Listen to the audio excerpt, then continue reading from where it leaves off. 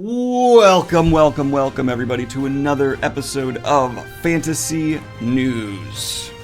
I am your disheveled goblin host, Daniel Greene, and today we have quite the fantastic spread of fantasy news to get through, but I'm taking that spread and putting it on all new crackers because I got a bunch new plugins for Final Cut Pro. I splurged, and you'll be noticing some new effects, transitions, other things I'll be playing with. It might be a bit rough around the edges for a minute, but bear with me and let me know what you think of them in the comments down below. I just like to keep you all in the behind the scenes loop of what exactly is going on here. Without any further ado, let's go ahead and jump on into the first piece of fantasy news. And the first piece of news we're going to be covering here today is, unfortunately, Terry Goodkind has passed on. I know with my reputation and my relationship with Goodkind, it might be something some people are going to expect me to meme on. No, I'm not a heartless bastard. When someone passes, it's always tragic, and my sympathies go out to his friends, families, and fans even. I know what it's like to lose an author that you feel a connection with their work, and it can have a tremendous impact on you. And I feel nothing but sympathies for those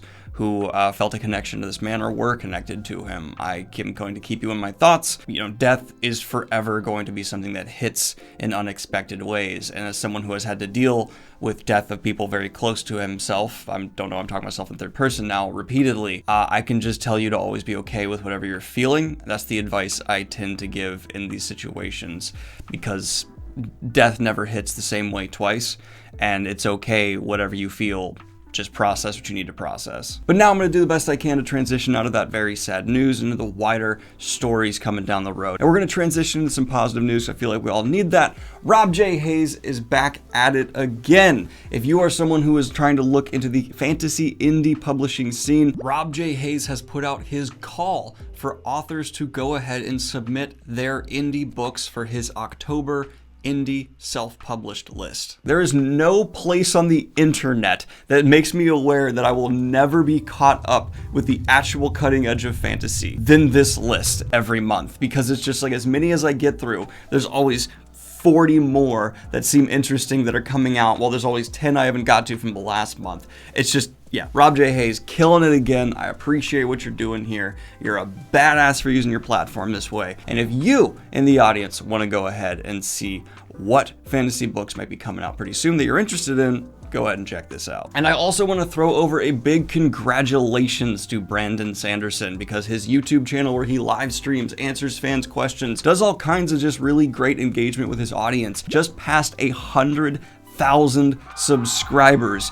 something most full-time YouTubers just dream of and never achieve. So congrats to Sanderson and his whole team, who did a stupendous job of getting this channel to an extremely high quality. And again, a genuine piece of advice out there to other authors: start a channel, experiment. Even if it flops, it's not the end of the world, and the fan engagement you can gain is so valuable. Just look into it. You don't have to be high quality starting out. Trust me, every YouTuber starts pretty low quality. Now we're gonna go ahead and transition into a rumor, but maybe one of the biggest rumors I have ever covered here. It is being reported, and I have tracked across the internet as of time of recording and cannot find anything aside from an insider source reporting on this, but now it's spread and website after website is just reposting about it because it is genuinely big news, and that is that reportedly Stephen King is working on an It sequel. The reason I think there might be some validity to this is King in his later days has shown interest in doing sequels to some of his greatest works. This includes Dr. Sleep with The Shining. That was something that was commercially successful to him and actually resulted in a solid adaptation. Usually Stephen King adaptations are either bad or great. Dr. Sleep was one of the few that kind of just slid into the more like solidly good territory. I would be not surprised to hear he's going to do an It sequel, especially with the amount of hype and craze that we've seen easily drummed up for that specific story recently in pop culture. But let me know what you think of the possibility of this in the comments down below, Stephen King fans, because I'm gonna be mulling it over quite heavily. It's one of my favorite horror books ever written. It's probably just one of my favorite books ever written, and a sequel could be interesting. I have faith in Modern King. I'm not a Modern King hater. I like Modern King. Now transitioning out of the rumor news and into probably one of the most exciting announcements for any fantasy franchise we're getting today, The Expanse has had the final book title and cover announced, and book-ending this phenomenal series, which I haven't actually finished, but it's pretty freaking great from what I've read. We start with Leviathan Wakes, and it's been confirmed we are ending the series with Leviathan Falls. Okay, Leviathan Wakes is maybe my favorite title to any sci-fi book ever. That's a freaking awesome title, and now bookending this series with, okay, Leviathan Wakes to Leviathan Falls, phenomenal. Oh my god, I love that. That is so awesome. And yes, I actually just finished the next Expanse book, so there'll be a review for that soon on the channel. And I have been watching the show, so I will be planning on doing a series once I'm caught up to it, review here as well. Okay, just title appreciation moment. That's a good title, Leviathan Falls. Oh, that was just perfect.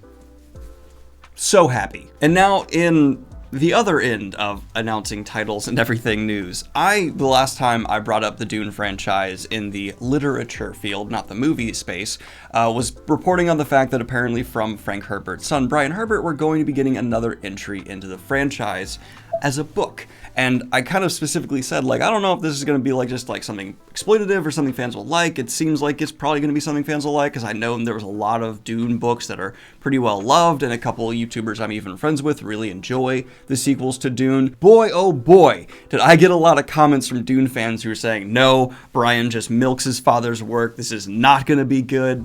I am rereading Dune right now. I'm actually like 2/3 of the way through it. So I am not going to speak on the sequels because I have not read them. There seems to be a rather intense debate among the fandom whether they're great or not, and I'll leave it up to y'all because I'm not knowledgeable enough to speak on it. But if you're one of these people who likes it, I have good news for you, and that's that you're getting another one. And we also got a look into the pitch book that was released for the Dune movie with some really interesting images on screen now. Have a look. How do they look? Do you like them? Is that enticing? I don't know. Moving on. No more Dune. We're done with Dune for the day, unless there's a fantasy news cut in right now about something.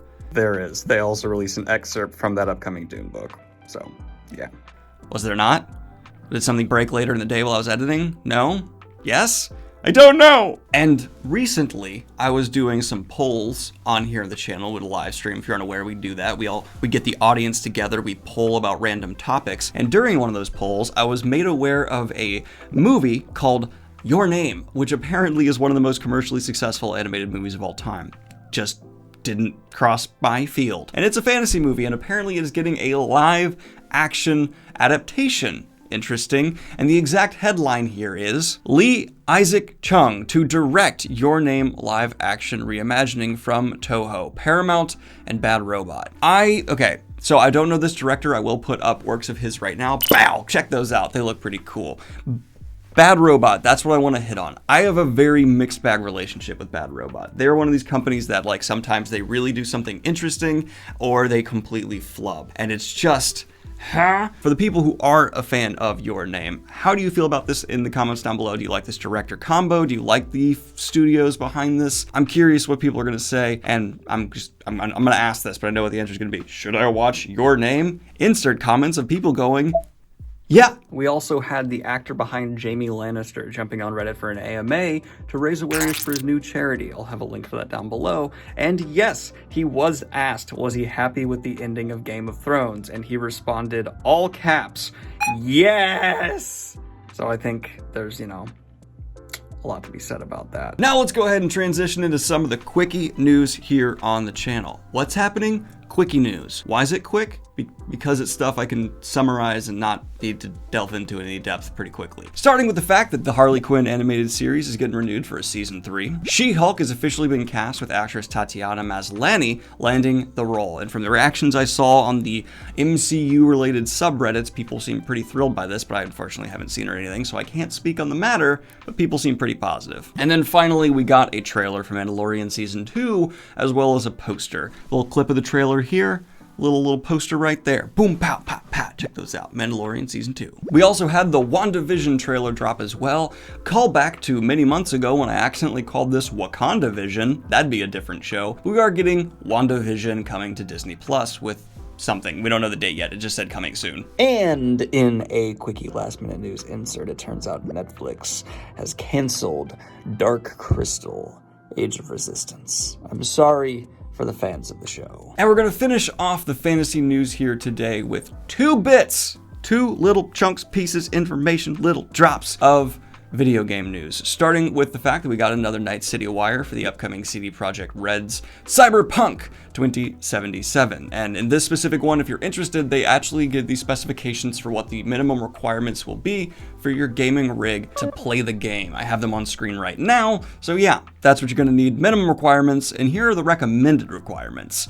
I don't know how I'll be doing this one. I think I'm gonna get the new cheaper Xbox and maybe play it on that. I don't know. I'm one of these people, like 1440p is enough for me. I don't need 4K gaming. Like, I'm just not that. He says while recording this in 4K, which is a booktube video and definitely does not need to be in 4K. And in a huge piece of video game fantasy news, Xbox, or Microsoft, has officially bought Bethesda and their parent company, meaning this has some hefty implications. Could the future of Skyrim be a Microsoft Xbox exclusive? We don't exactly know. What we do know is that Bethesda has officially said this isn't changing the games they're working on, and this does mean that their games will be added to that Xbox Game Pass service where you pay just a little bit every month and you get all these games available to you for free.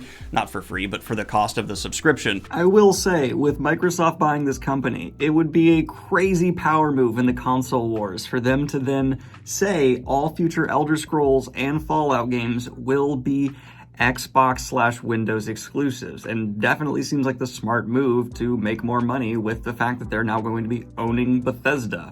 That's a swipe. That's a Hail Mary, haymaker, big move. And with Skyrim especially being like the game that's ported to every console, it seems like having all future entries be exclusive to yours would be quite beneficial. Interesting. What do you guys think if you are a hardcore PlayStation fan? I imagine a lot of you go, oh no, I have my gaming PC. I'm fine. So yes, there's going to be some changes for the future of Bethesda and Skyrim as a whole.